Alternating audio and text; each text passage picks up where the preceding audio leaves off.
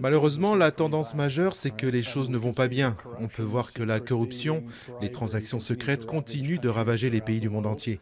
En plus, la moyenne est de 43 sur 100. Imaginez un contrôle à l'école dont le résultat moyen est de 43%. Ça serait un énorme échec.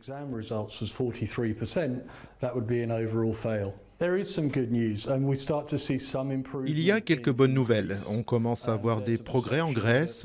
On a l'impression que la corruption commence peut-être à être prise au sérieux. Il y a eu quelques poursuites judiciaires l'année dernière. En Birmanie aussi, après des décennies de dictature militaire, il semble y avoir un début d'ouverture et de légers progrès.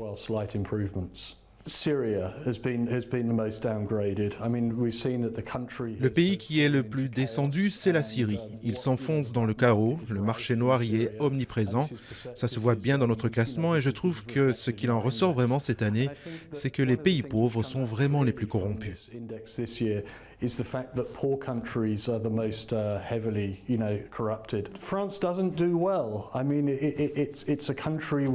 La France n'est pas une bonne élève. Pourtant, c'est un pays qui a des lois, qui devrait avoir des institutions fortes.